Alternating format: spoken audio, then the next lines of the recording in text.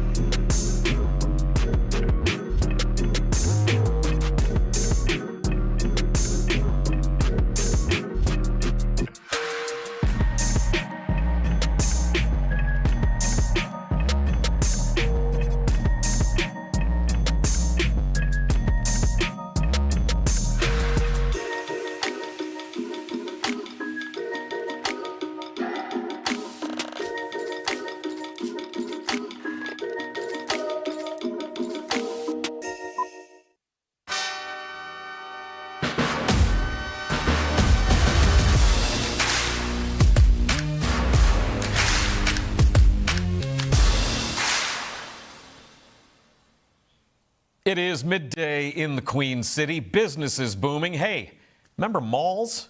I do. Also, we're talking about a girl's best friend today. Let's do lunch. Cincinnati is a city that means business. Fortune 500 company HQs, renowned institutions like Children's Hospital and the Cincinnati Zoo, and letters that everyone here knows: TQL, GE, CVG, UC, and X. It's also a city that's large enough for new ideas to take root and grow. You know somebody who knows somebody who knows somebody, and you're in business. I'm Jack Crumley, and this is The Working Lunch.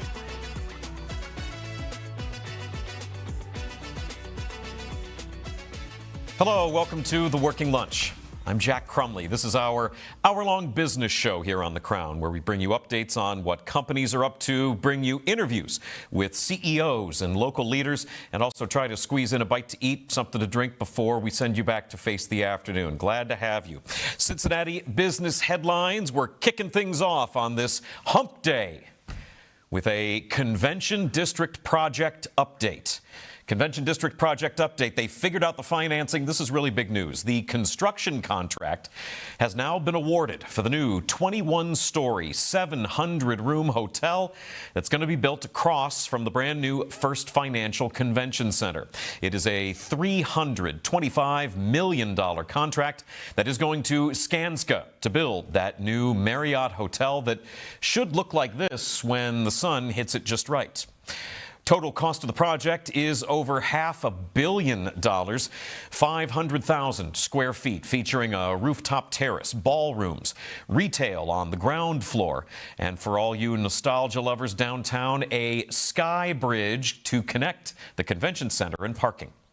This whole thing is being pulled off with a combination of public and private funding. This is what that new 1% fee that's being tacked on to restaurant and bar bills in the Fountain District is going toward. The city, the county, the port, 3CDC, Portman Holdings, all working together to pull this thing off. It's a major step that sets the stage for that hotel to be ready in either late 28 or early 29. You know, the words lakefront are more commonly said in the Cleveland area. We are river people down here. But nonetheless, this is Marsh Park in Fairfield, roughly 150 acres, 60 of it lake.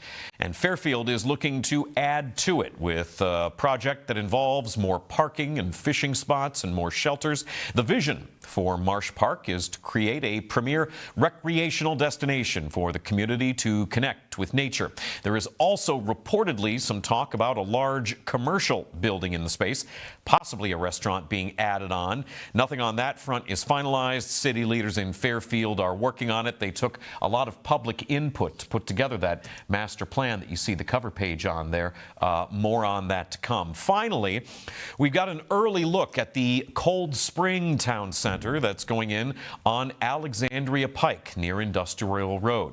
The Enquirer's got details on this mixed-use development that'll have 2 medical facilities, a First Watch, as you can see right there, along with McAllister's, Gold Star, and one of those quickly spreading 7 brew coffee places. That's what's been named so far. That should all be ready in just a couple of weeks. And then there's phase 2 of this project in Cold Spring, which will bring a new Cincinnati Children's Medical Center to that area, continuing its growth, extending the dozens of locations that include mobile spots where families can get their kids treated with the best of care. Also, the Christ Hospital has a new outpatient center that's going to be going into this place. Again, that's in Cold Spring, Alexandria Pike.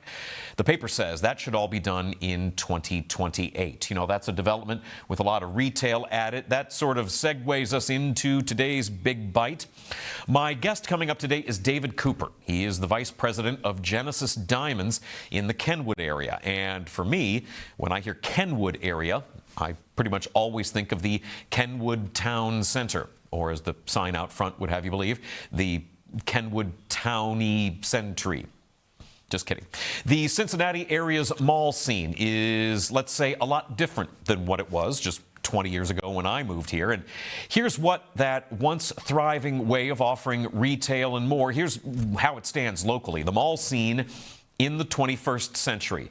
A bit of ground to cover. We will start, though, here.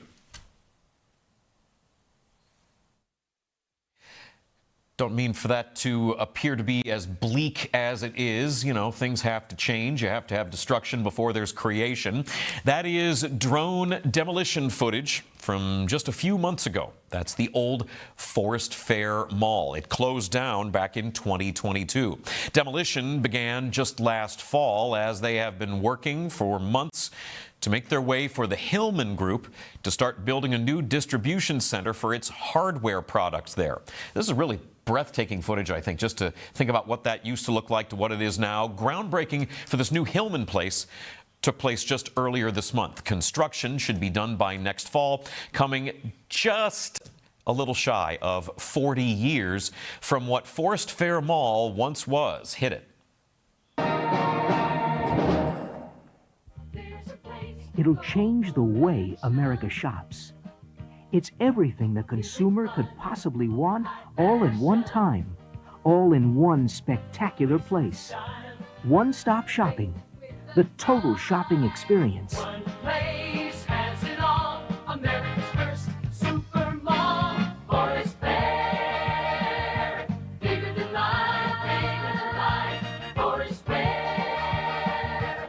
Bigger than life, you can find us there. An innovative combination of elements, 5 major anchors, including Bonwit Teller, B. Altman's, Parisian, Elder Beerman, and Biggs, a hypermarket, the largest in the world. Also Sakowitz, Super Sports USA, and Silk Greenhouse. Plus a Time-Out Entertainment Center, a world of food, and twice as many smaller shops than you usually find in today's malls. Forest Fair.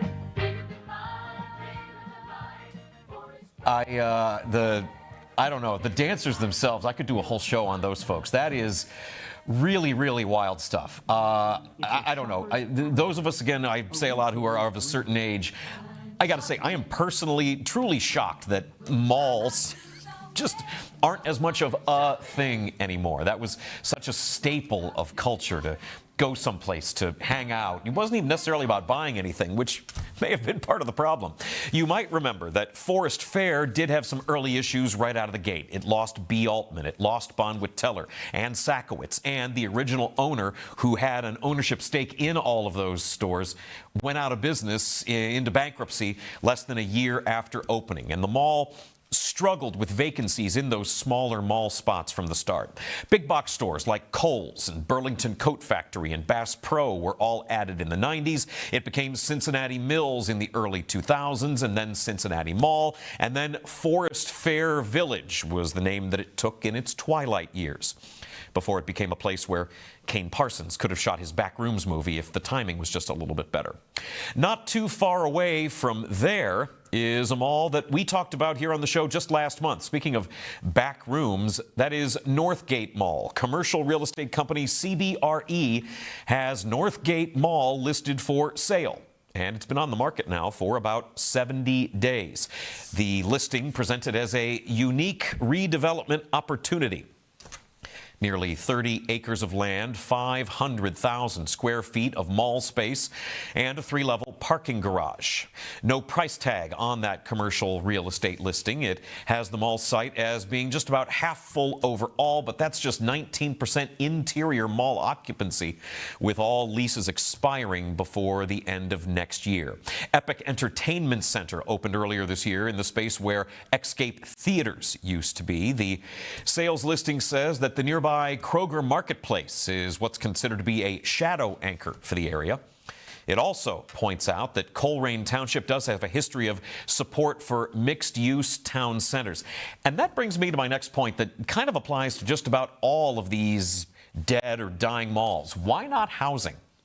Obviously, different tracts of land have zoning issues that would have to be worked out, but you saw the interview that we did with Brendan Cull of the Cincinnati Chamber just on Monday. One of the big goals of the Chamber is to give younger people, maybe going to UC and Xavier and Miami and wherever, to give them a reason to stay here. It's not even about college.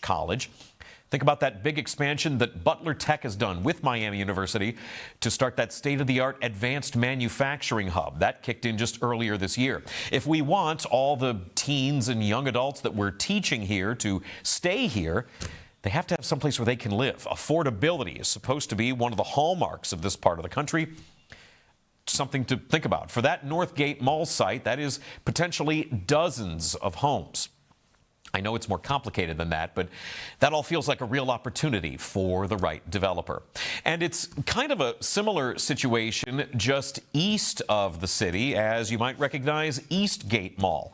An outfit that owns property near Eastgate Mall has accused the owner of that space of allowing it to fall into a state of disrepair. Hull Property Group out of Georgia owns the mall, though it does not own the big department anchors on the property like Dillard's. Hull is being sued by RCC Eastgate Mall LCC, which bought a piece of land just east of the mall back in 2019.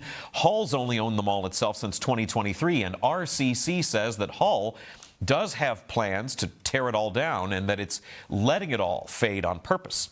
According to the plaintiff in that lawsuit, that's in violation of the agreement from the 80s that all property owners must keep facilities in good order. The legal complaint says it's going to cost more than $1.5 million to fix the parking lot, about $3 million more to fix Eastgate Mall's roof, and that Hull's neglect is damaging property values and more.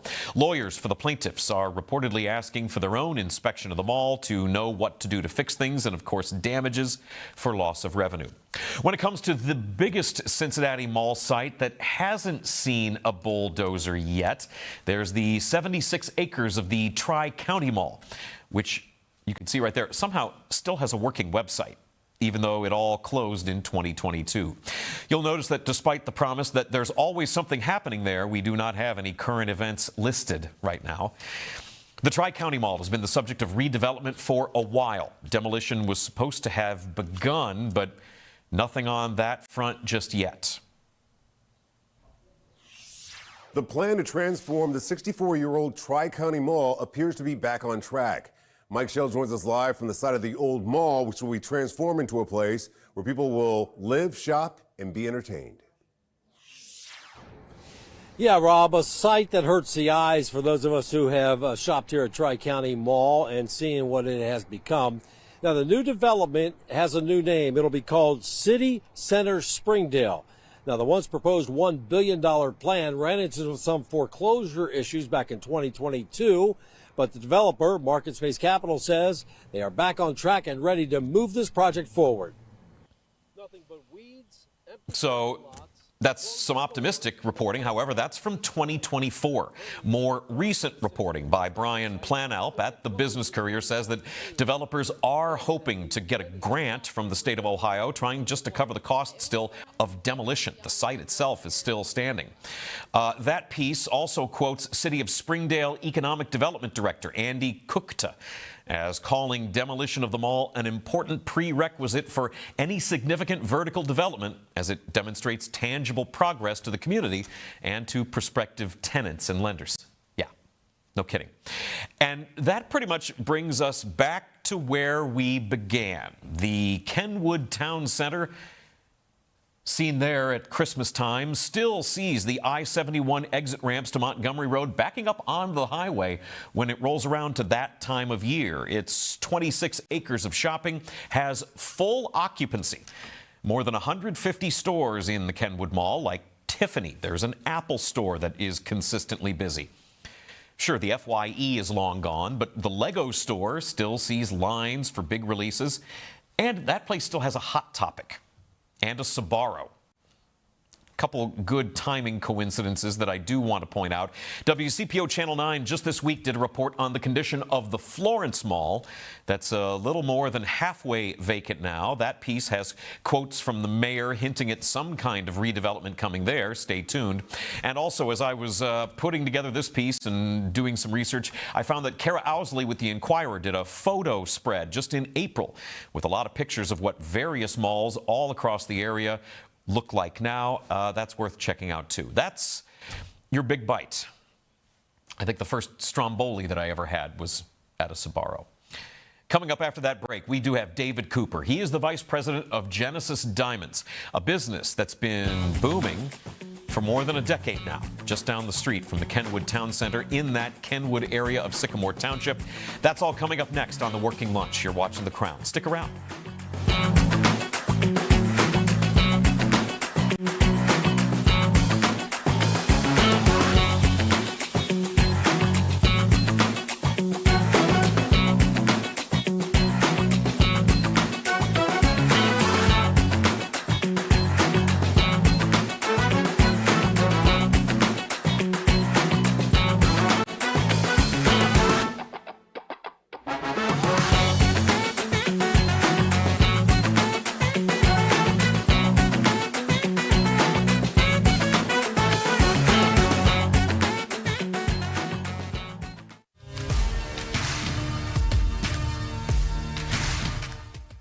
What is The Crown?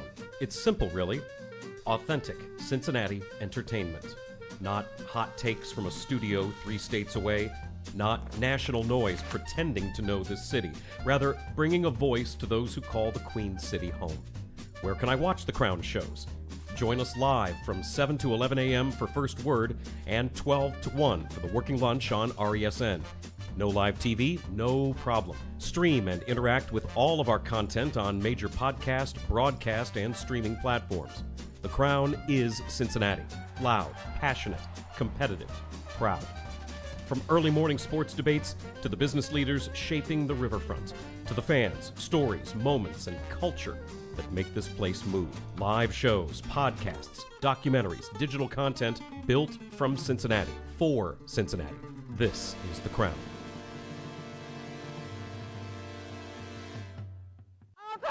Dinner! Dinner! Hey. All right. Whoa. Great job. Yeah. Yeah, big win! It was great. How'd that feel? Intense. It was good. Kind of a fight to the death, you know? That's cool. What? And you got Yeah, it's cool. and you got right back up. Yeah, it's cool. All right. Let's do it again. Yeah.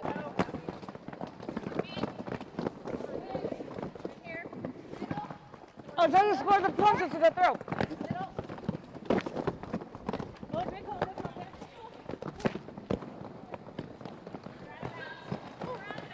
Ah. I was really like, I did it! Yes. All right, go ahead and keep going. If you keep going, you can come around and score points. We do have a game coming up, so they tend to be a little more focused and like strict. Now the screen line is what you're trying to not go out. Okay. Going out, so now you have to go back behind. No, right behind our friend right here. Okay. Nice. Good job. Good one. We went butt. Okay. Hey. I got a big old tank, baby. I think I'm better skating backwards than frontwards. Ooh, everything's fine.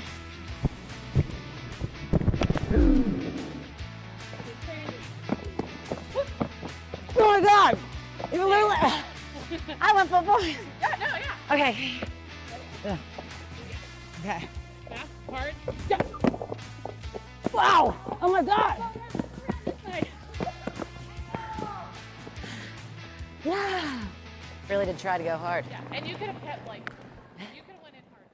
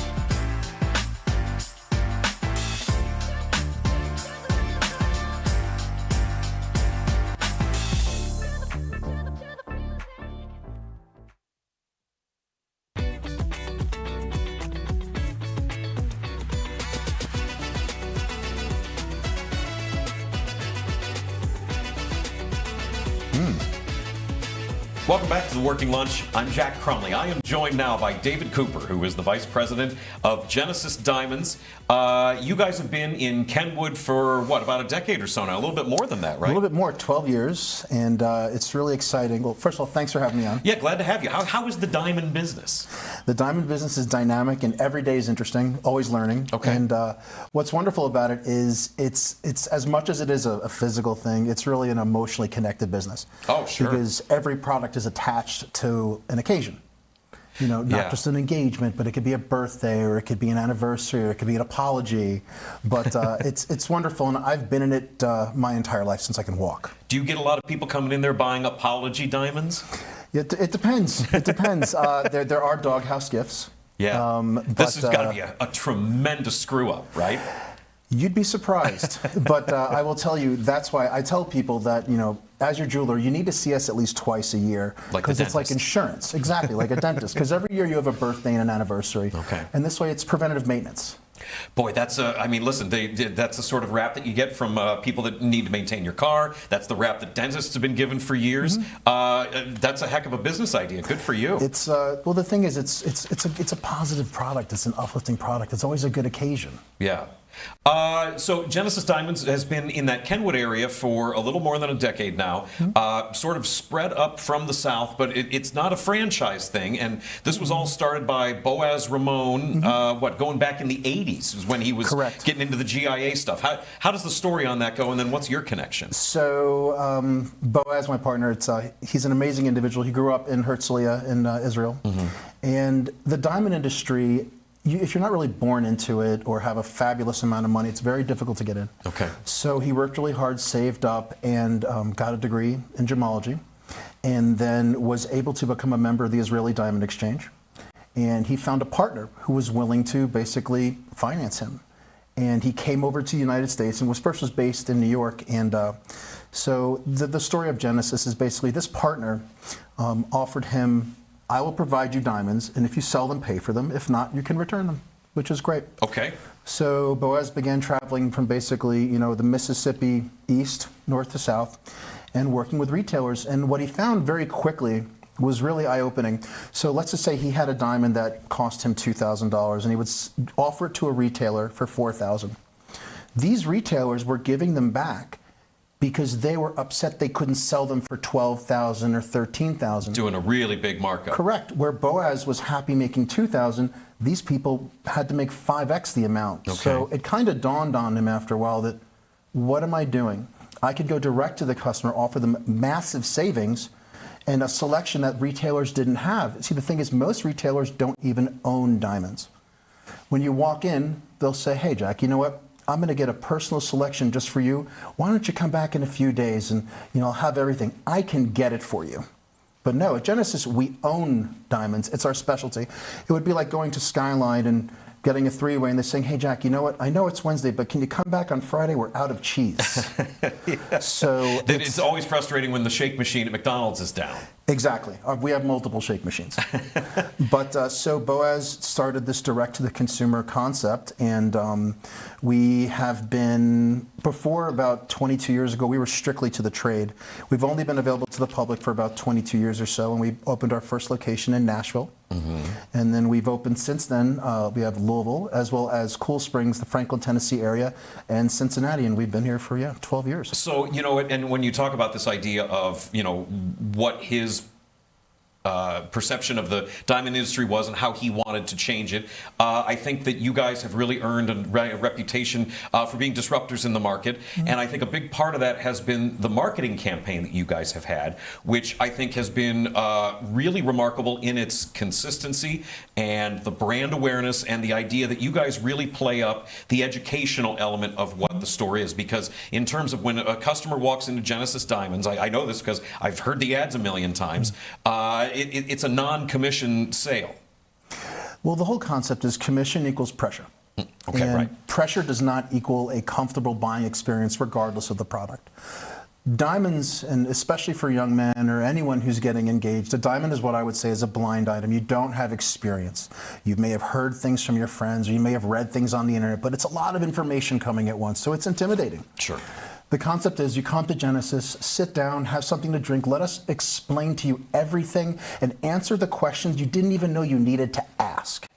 Because we want you to make the decision that's right for you, not what you may have expected or come to think or been told, but if you have all the facts, you can make the best decision. Come to Genesis, leave your wallet in the car. Let us explain to you, and even if you don't buy, you will become a very dangerous customer for someone else. We love to kind of uncover the secrets of the diamond industry for people because we want you to feel confident. We want you to be an expert. And the fact that my sales team of trusted advisors isn't commission-based, their sole priority is your experience. What is the hiring and the training process like then for if you're hiring people that are going to be selling diamonds but they're not doing it for a commission? That feels like either a different training process and having an employee who maybe isn't used to doing business that way. That's a great question. The people who think in a commission-based instant gratification lane may not be very successful with us. For us, it's about growing vertically and building relationships. And it's not about selling. It's about providing answers and options for people to buy.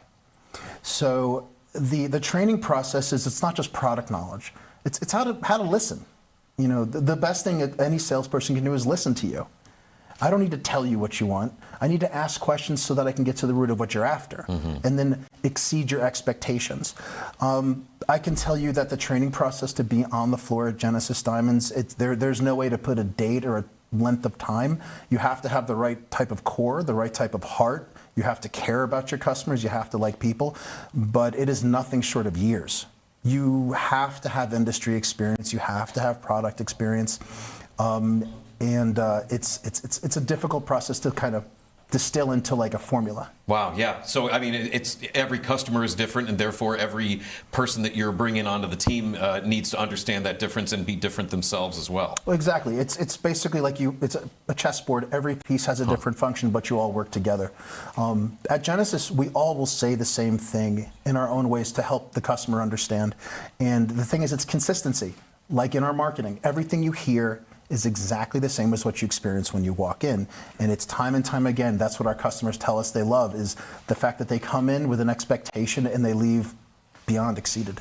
Well, and if you're talking too about diamonds, you said about educating people and making sure they sort of understand how the industry is. You got guys, I don't know, I don't think it's a huge spoiler alert to say that we don't know anything about diamonds unless but it's like you said, it's a blind item in that it's a thing that you sort of know you have to buy if you're in a certain situation. So what the heck am I going to do? I guess I need to go learn from the person who's going to sell it to me. And it's that can feel really intimidating. And I would imagine that the relief that someone feels when they feel like they've got a good experience, that's got to be good news for you guys because of all the emotions that are already tied up in it. Well, you can see it when the customers relax and they understand that we're here to just hang out and understand what you want and get you the best option. It's really intimidating for a guy, very intimidating. Forget the fact that they have to buy a diamond, something else that they've never really experienced. They don't want to mess up a proposal. Right. There's a tremendous amount of pressure on these people today to propose with the access to digital media and things like that. The second you propose, it's broadcast all over. So we have to make you look like a superstar. And the way that happens is it's really collaborative.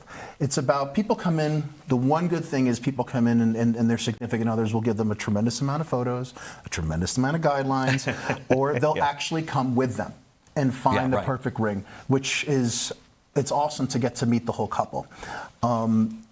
It's every customer is unique.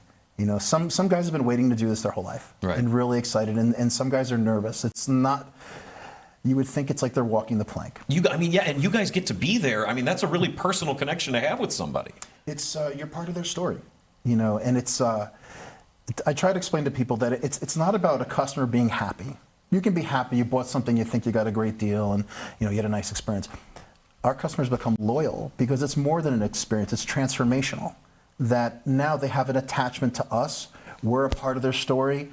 I mean. Nothing makes me happier than some of my original customers now are coming back with their second and third child, and it's It's fantastic to me to be Sometimes in maybe that. their second and third wife, depending on how things go. That can happen as well. That can happen as well. And even and then, the fact that they do come back on a second or third engagement is flattering to us that they feel comfortable enough to come back. Yeah, and it's, obviously you guys, diamonds is sort of the big thing that you guys push, but push is not the right word, but that you have available and can educate people on. But what, I mean, you guys do, there's timepieces. The watch game is crazy now, right? Let me ask you this question. This has been bugging me for the longest time. People talk about the Rolex watches, and I hear these phrases dropped all the time about Pepsis and Batmans and Hulks. What in the world does that have to do with a luxury watch?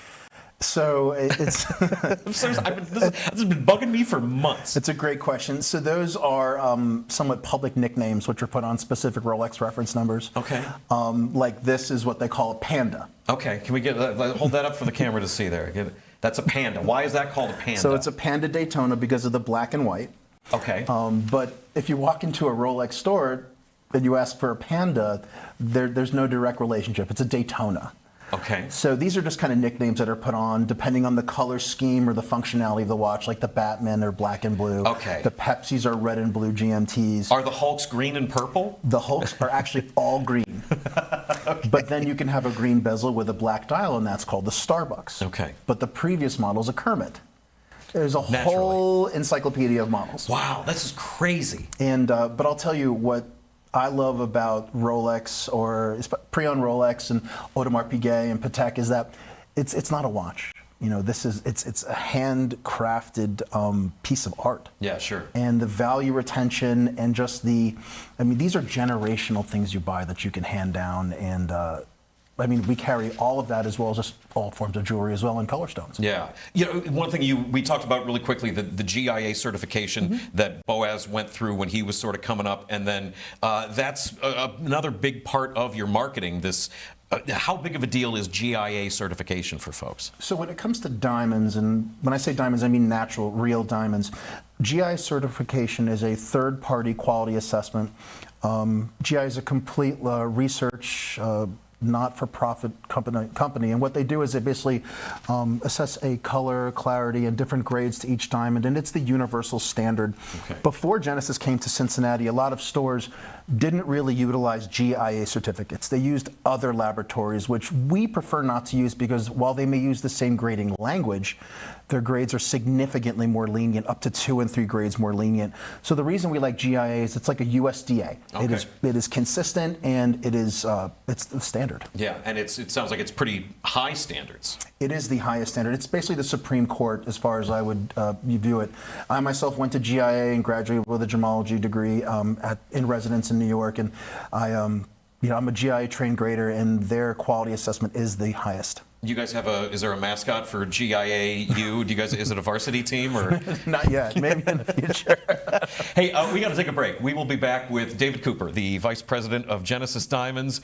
More when we get back on The Working Lunch. Stick around, you're watching The Crown.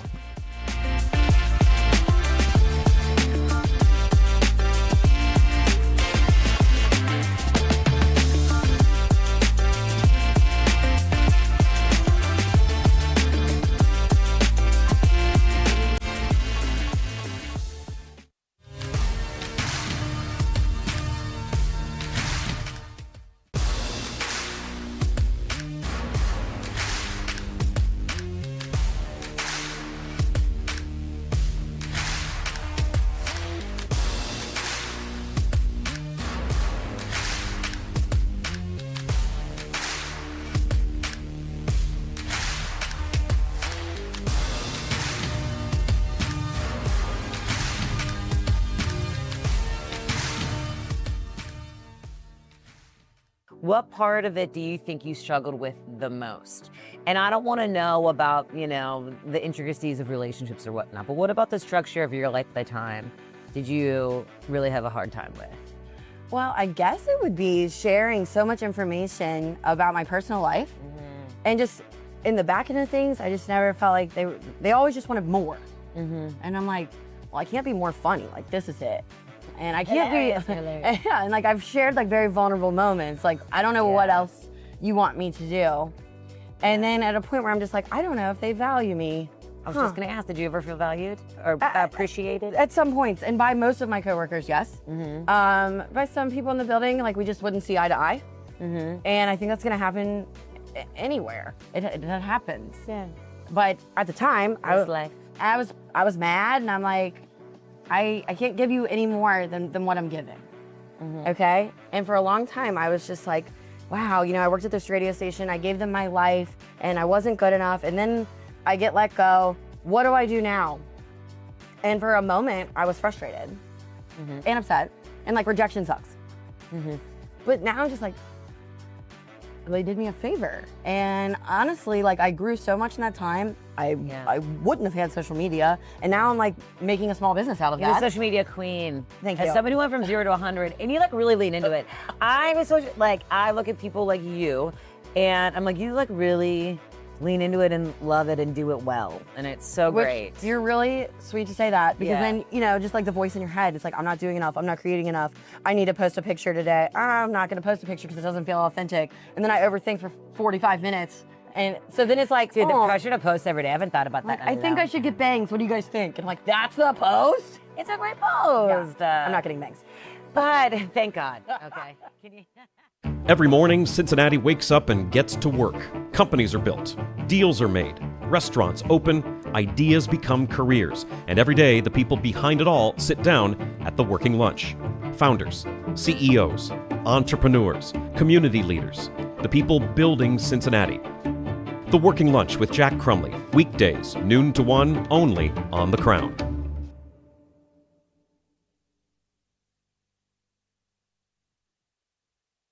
On the radio here in Cincinnati. Cincinnati has always felt like home. Right here on the Crown Network. Out and about in Cincinnati, bringing you these stories that you need to hear in the Queen City.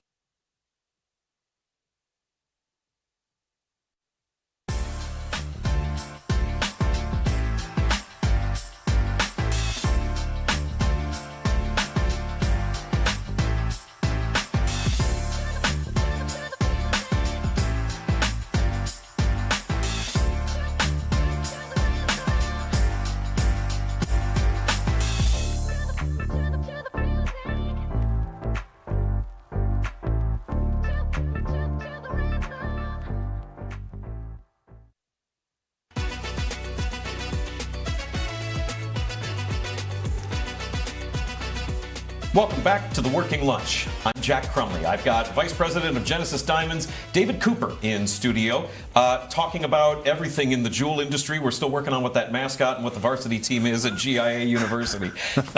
David, where'd you grow up? So I'm originally from Long Island, New York. You're kidding. Yes. And lived there for in between Long Island as well as Manhattan and Queens. Okay. And we moved to Cincinnati a little over 12 years ago. What brought you to Cincinnati? So we came to Cincinnati, actually, I came here to open Genesis. Oh, no kidding. Okay. And when so have you been in the you've been doing this for a while?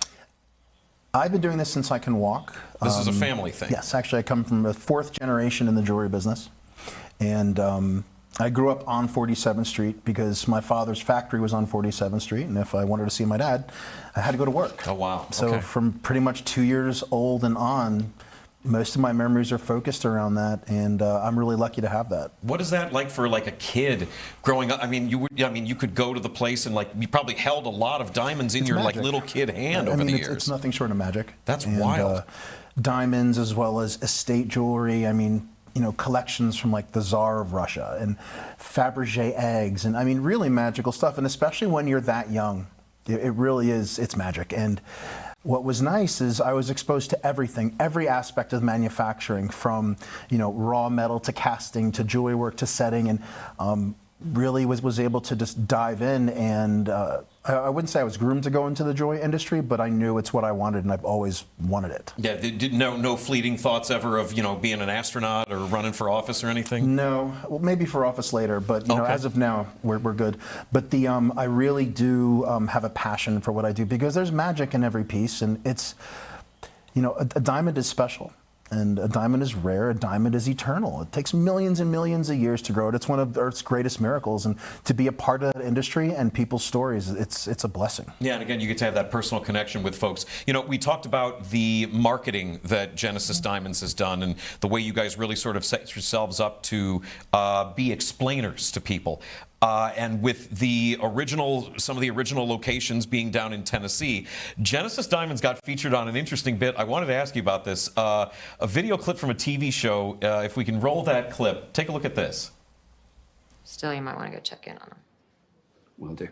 Thank you, Buck. Yeah. See you later. See you. Morning, Kurt. What you got? This came via messenger for your daughter, care of you. That's weird. Thank you.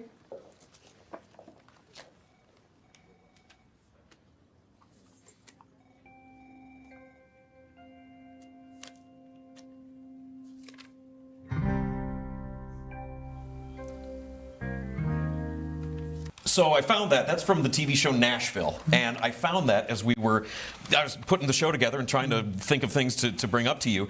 Was that part of your guys' marketing? That just happened. Because that was featured, I mean, the label that's on the bag is very prominently, you can see that it says Genesis Diamonds on there, and the show is Nashville. That was something that the folks on the show just did? Well, we've been in Nashville, I think, 22 years. So we're an incredibly well-known and established local brand, and we do deal with a significant amount of the entertainment industry. So it was a great surprise for us to see it, and especially to the extent that they took it. Yeah. Wow, that's wild. And the idea that just sort of happened on the show in general is really interesting. What's the earring scene right now as far when it comes to jewelry and stones in the earrings? Do you get, it's mostly rings, but if somebody sees a nice stone in the place, could they have that as an earring also? So we do every aspect of jewelry. Yeah. And, diamond earrings there's essential parts to any jewelry wardrobe. So diamond studs are incredibly popular. Some people do color stones as well as dangle earrings. There's so many fun ways, and stacking earrings is really popular as well as hoops. Okay. But we have a lot of unique requests for individual shapes as well. I mean, diamonds, what's amazing with the technology we have to cut diamonds, you can do diamonds in the shape of horse heads. People that are very big into racing, you can do diamonds in the shape of even individual dog breeds. Wow. Good grief. Okay. So along those lines, what is the number one thing that you wish people knew going into when they're about to buy a diamond or a luxury watch or anything that you guys have at the store? The one thing I think is important for them to know is that it's not about how much you spend. It's about what your purchase says to whomever you want to give it to. Our goal is to understand the end result and get you there. Whether you spend $100 or $100,000, you can still communicate the same message. So when you're buying an engagement ring, you're not just buying something that's shiny or something that's big and blingy. This is a message. This is, I'm giving you my heart. I want to be with you forever. I want you to witness my life. And this is the communication I'm giving you. And it's not a financial thing. When you're buying a watch, this is something that's going to be in your family for generations. So you want to get something that you're proud of. It's a symbol.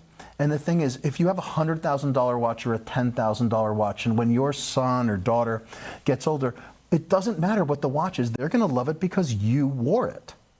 And that's the important thing, is that you start off in the right way, and that you don't have to go over and beyond. It's about buying what you are confident in and comfortable with, and that's, I think, the most important thing. And you guys talk about, again, wanting that sort of loyal customer and wanting to sort of have almost an appointment mindset of coming in a couple of times a year when there's a birthday or there's an anniversary or whatever. In terms of the satisfaction on the customer and the way that you guys have such personal attention to folks, does that become a generational thing too, where some kid might get his dad's watch that came from the shop and people recognize that just as much as the name brand or the diamond or anything else?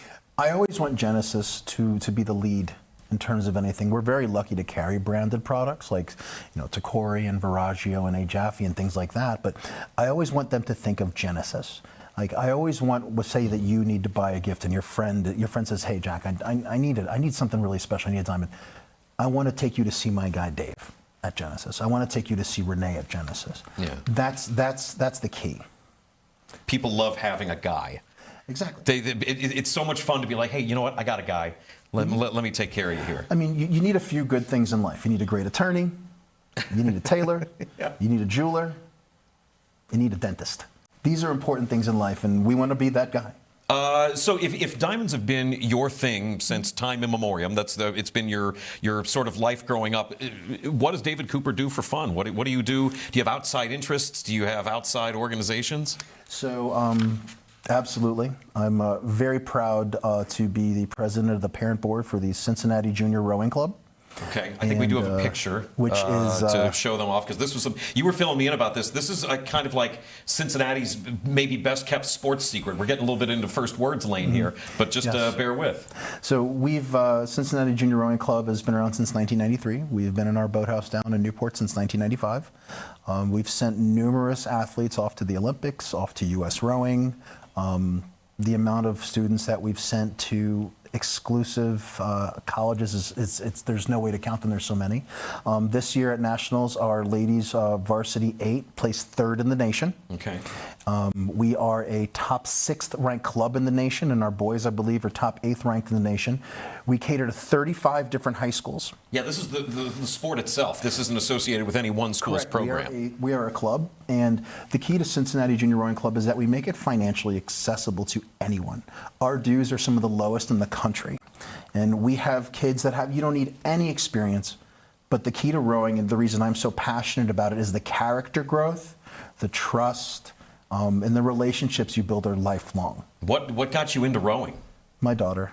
Okay, she was into it first? She just out of the blue, and we were really surprised. We didn't really know anything about it, and took a crash course, and then started to volunteer, and then that's a photo from last year, where we took both the ladies and men's trophies at the Midwest Junior Championship, which this year was the 25th anniversary of the Midwest Junior Rowing Championships.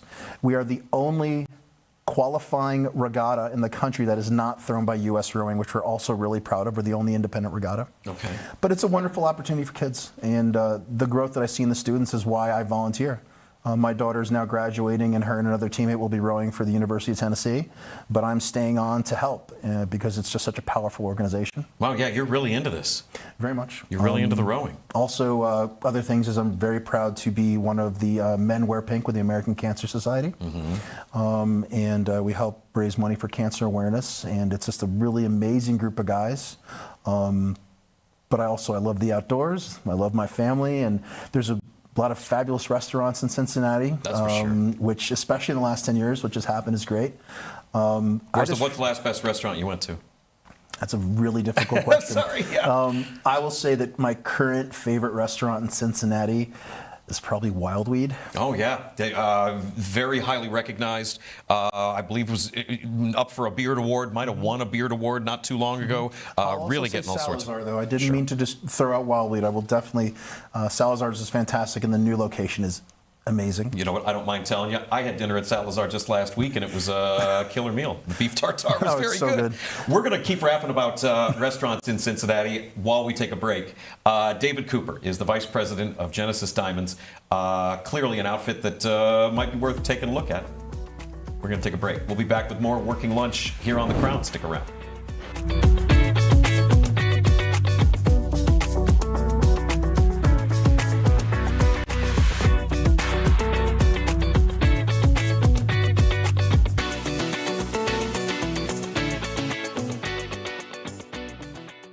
On the radio here in Cincinnati. Cincinnati has always felt like home. Right here on the Crown Network. Out and about in Cincinnati, bringing you these stories that you need to hear in the Queen City. The Crown has you covered. Start your day with First Word, Cincinnati's only morning sports show. Power through midday with the Working Lunch, Cincinnati business talk that keeps you in the know. Nat tries that for lifestyle around the city, and the Rebound Rundown covers every corner of the college basketball scene in the tri-state and beyond. This is The Crown. First Word for your morning sports, Nat tries that for lifestyle around the city, the Working Lunch for business that hits home, and Rebound Rundown for college hoops.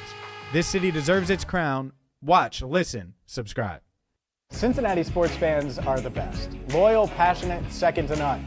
This city lives and breathes sports, and now it finally has a morning show to match. I'm James Rapine, and this is First Word, the only morning sports show in Cincinnati and the place where every day starts We break down the biggest moments and set the agenda for the city. Marissa Contepelli and Jacob Tissett join me to bring the insight and energy you need to start your day. The conversation starts with First Word. First Word, weekdays 7 to 11, part of the Crown Network.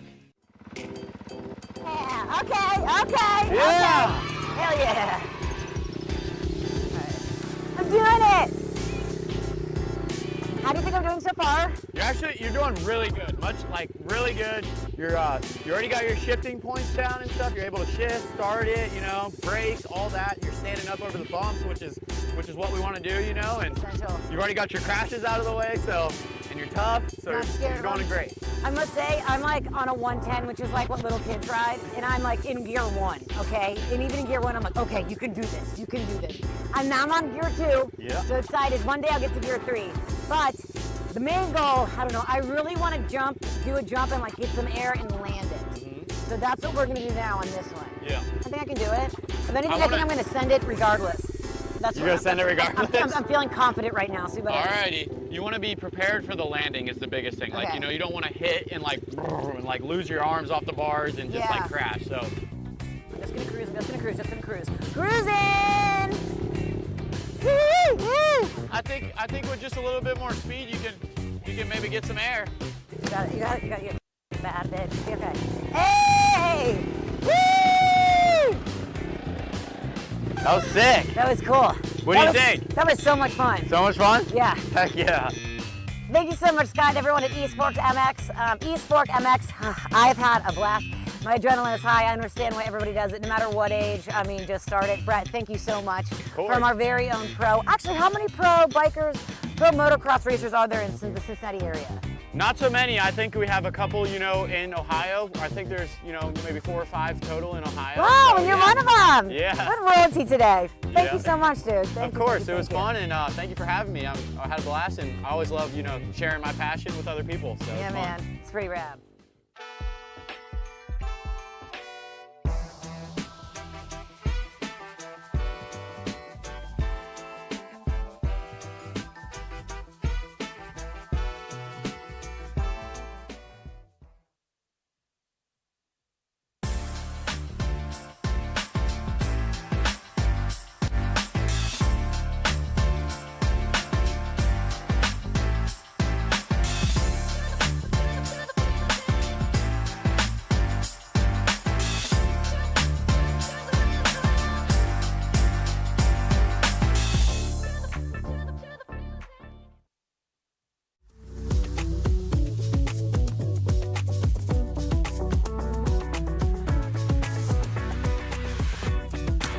Welcome back to the Working Lunch.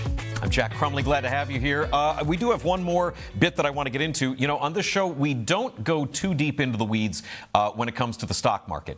I have a hard time making it compelling, and the numbers are changing all the time. It's a lot of complicated reasons why. But there is an interesting bit going on right now with Wendy's, who is running a promotion with Minions. That poor Wendy girl's got the one eyeball in some of these Minions promotions. But also, Wendy's as a company has been struggling a little bit stock-wise, but shares of Wendy's, according to CNBC, surged yesterday, jumped up big time. I think we might have a chart of just how big of a jump in their stock price Wendy's saw yesterday. A burst of retail investor enthusiasm that apparently is disconnected from some recent announcements about management hiring. Wendy's is changing some leadership positions and announcing a former Potbelly executive to be taking over at Wendy's now. That apparently had less to do with this big surge in stock as much as it is. I think you've got another case of the meme stock thing going on, like we saw closer to coming out of COVID when people were buying shares of GameStop and some other businesses that were considered to be in a bad way. Some folks on Reddit posting about phrases like, "We need to save Wendy's. We need to save Wendy's before it's too late." Mentioned on Reddit a whole bunch of times. Wendy's ranked as the second most mentioned stock across Reddit trading forums. Just over the last 24 hours, you can see that giant jump in Wendy's price right there.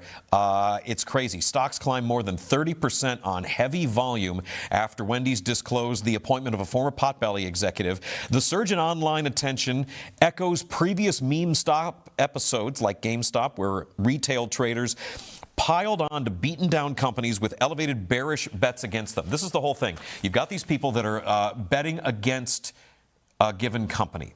A company that might be pretty well beloved by the public, and they're selling that stock short. And then you get all these guys who are on the internet to say, hey, let's get together and boost this stock up. So all the outfits, the professionals who are betting against a given company now have to worry about covering their losses because a bunch of people bought something really unexpectedly. It's a giant jump up for Wendy's on the stock market, an Ohio-based company that, I don't know, I've always really liked Wendy's. The square hamburgers are...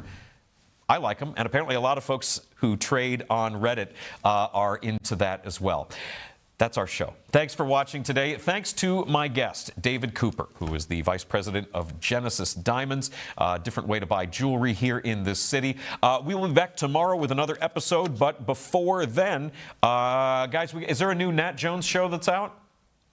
I believe that's correct. There is a new Nat Jones show that you can check out right now. You can check that out on cincycrown.com. We post things on YouTube as well. There's all the different shows. If you were watching First Word this morning, you know about the NKU interview that we had. Paul Fritchner pouncing on that to be a part of the Rebound Rundown. Nat Tries That had a new show that just hit yesterday. And, of course, we will be back tomorrow morning. First Word with James Rapine, Marissa Contepelli, and Jacob Tissett. I know there's a lot of discussion about a hot dog eating contest going on.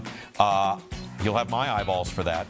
You can find us on various elements of television right there. cincycrown.com is the website, and we appreciate you watching. Check us out online on demand. We're on Mixler. We're on podcast sites like Spotify and Apple. All sorts of fun words that are just saying, I'm being told that's a good rap, so you know what? Let's get on out.